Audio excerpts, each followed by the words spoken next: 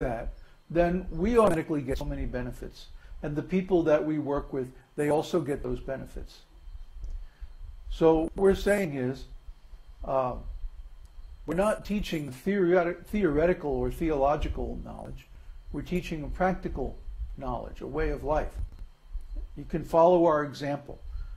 You can study these books, study the information on our website, download all the scriptures, study them at home, post your questions on the forum, discuss with us, discuss with the other devotees.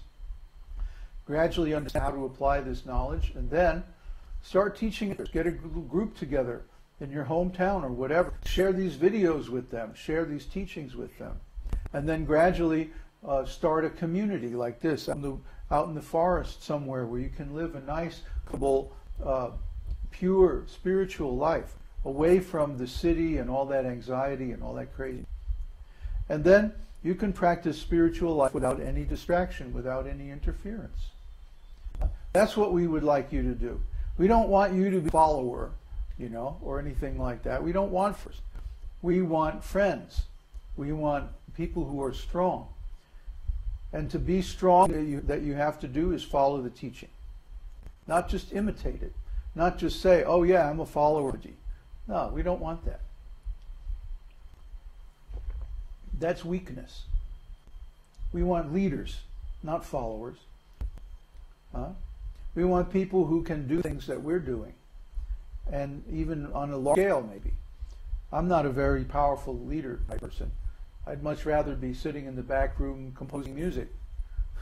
But because nobody else is doing this, I have to do it. It's my duty. It's the instructions from my master. So I'm giving the same instruction to you. Learn this esoteric teaching and then pass others and make them strong. And you'll get benefits you can't even begin to imagine. So today, I'd like to talk about Vedanta, Vedanta Sutra.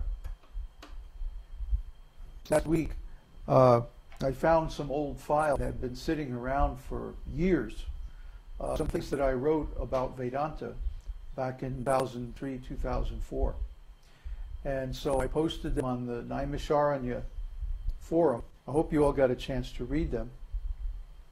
Or if not, then we'll talk about it now. So what is Vedanta?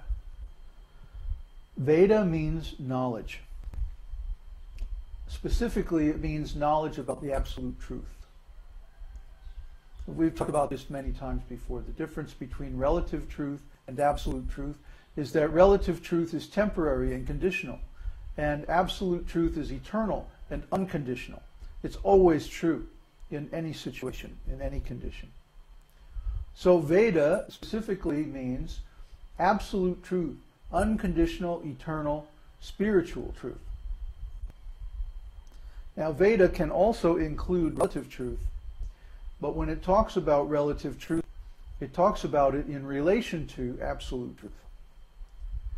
So in other words, the relative truths are clearly identified as relative. And that's still Veda. So for example, the Vedas, some sections of Vedas talk about what are apparently material activities, like religious rituals, or the procedures for worship and sadhana, or how to perform different activities for elevation in spiritual life. And these activities are, at least on the surface, material. But because the purpose of these activities is to realize the supreme absolute truth, those activities aren't material at all, and neither are the descriptions. So when relative truth is used in the service of absolute truth, it also becomes connected with the absolute truth and in its proper relation to the absolute truth. So this is also Veda, or true knowledge. And Anta means the end or the conclusion. And we've also discussed this many times. There has to be an end to knowledge. It can't go on and on and on forever, like without any conclusion. This material science today is generating more and more information, more and more knowledge. So much information that nobody can keep up with it. So what happens when people try to understand too much information, they get information overload. They get like so overwhelmed with all this data that it stops being meaningful to them.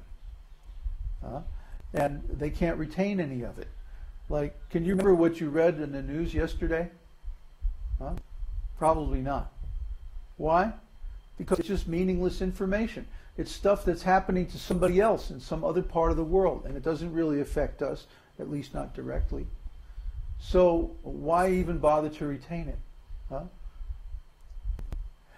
We hear so much information that is actually irrelevant to our existence, that when we come in contact with the Vedas or with the absolute truth, we tend to take it in the same way.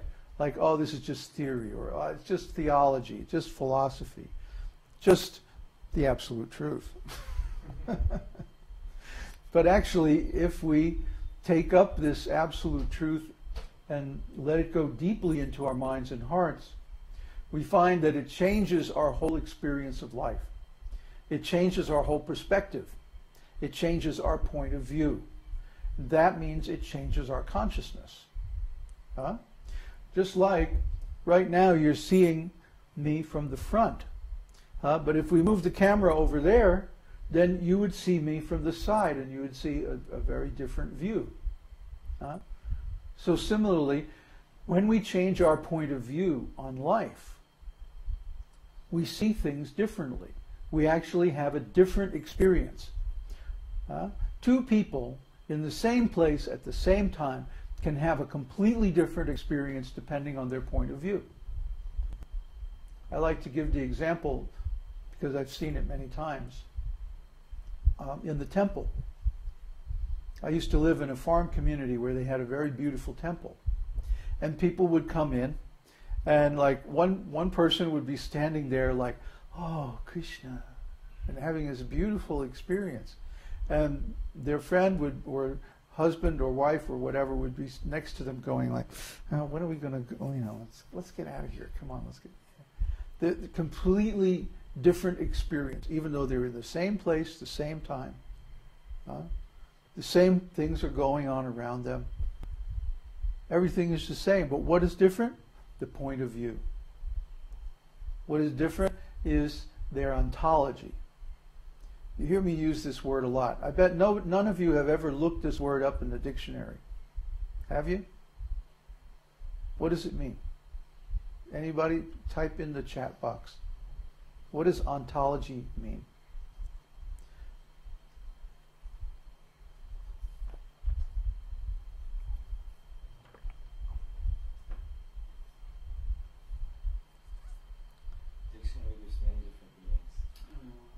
That's a cop-out. That's a cop-out. What is the main meaning of ontology? The branch of metaphysics. That's too vague. With the nature of being. Ah. Our frame of reference. Yes. Frame of reference. A frame of reference is the same as a point of view. Just like the frame of reference right now on the picture here is, I don't know how far you have it zoomed in, but it's about like this, right?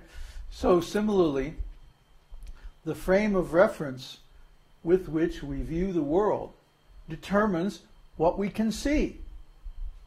If something is within the frame, we can see it. If it's outside, we can't. Just like I'll never forget the first time I saw my spiritual master, Srila Prabhupada. He was chanting with some of his students in Tompkins Square Park in New York in 1966. I was on my way to a recording session or something, and I was walking by, and here are these people all dressed in orange, and they're singing this funny song, and a couple of them were dancing, this weird dance I've never seen before. And, it was the 60s, right? And it was Greenwich Village. So, like, anything could happen. So, it wasn't too unusual for me to see these people, but I wondered about it because I had been reading books on yoga and meditation and stuff like that, and obviously these guys were some kind of monks or religious people, and they were doing some kind of spiritual process, but I had no information about that process. It was outside my frame of reference. So even though I was studying philosophy, I was reading books about yoga, Autobiography of a Yogi and stuff like that, I had no information on what these people were doing, and so to me it was meaningless. When something has no value to us, we say, oh, it doesn't mean anything to me. Isn't that right? So when something is outside of our frame of reference, it has no meaning to us. The meaning comes from the context. And if we have no context for a certain idea or a certain experience or a certain kind of relationship or whatever, then we say, oh, it doesn't mean anything.